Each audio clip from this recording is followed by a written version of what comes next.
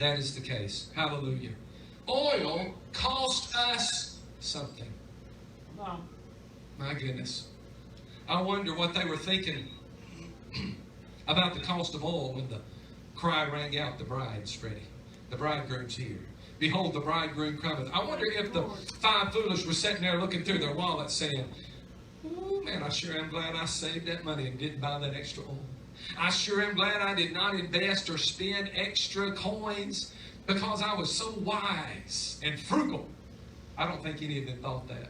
Matter of fact, at that point, because they were about to miss the wedding, Brother Ricky, I believe some of them might have had tears running down their faces, saying, "Why in the world was I such a cheapskate? Why was I so worried about a little bit more expense? Why was I concerned of what the oil in the jar, not the lamp, but the jar would have cost me? Because now, what it cost me before does not compare to what it's about to cost me for eternity."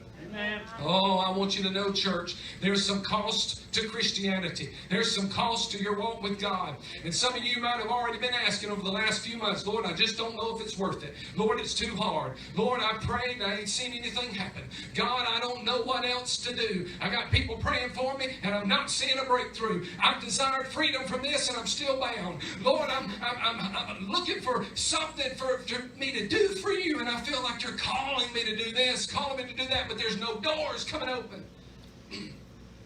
All those praying. And God said, "Trust me one more day."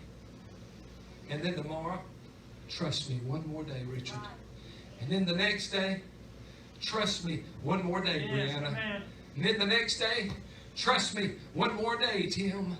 Because every day, if you keep trusting and you keep walking with Him and keep being willing to pay the price and pay the cost, He said there's going to come a day where the cost felt like nothing.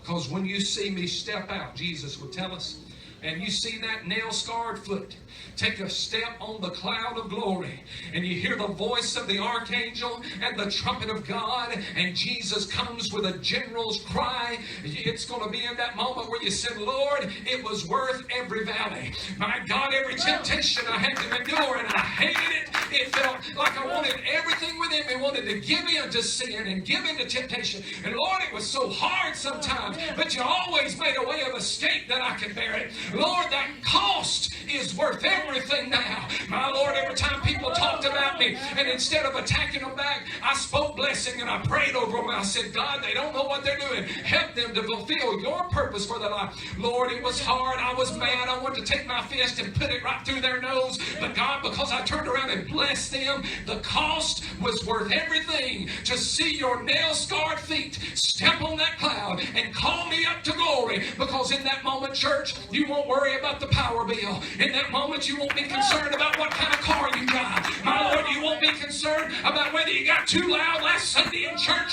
or if people were looking at you. You'll say it was worth the cost. I didn't care what people thought or what people said. Because if I'm going to dance in glory, if I'm going to get on streets of gold, Brother Ricky, and shout the victory, why don't I get a head start right here on earth and shout the victory for Jesus? My Lord, when I get before the throne, I'm going to give it all I got. Why don't I shout today? My God, He's still good. He's good. He's good. He's good. He's good. My Lord. Lord, woo. My God, I won't be running. Me and Gemma's going to have a foot race when we get to glory. She's going to be, I don't know how big she'll be. I don't know if you grow up fast or not, but I can just see her little baby body, and she just takes off like the Flash. I'm going to say, "Hold on, Gemma. I got a new body. I'm not 46 anymore. I don't have them sore joints when I get up in the morning. I'm right behind you, sister." Hallelujah. I want you to know that whatever it costs you right now, it's going to be worth it when you see Jesus.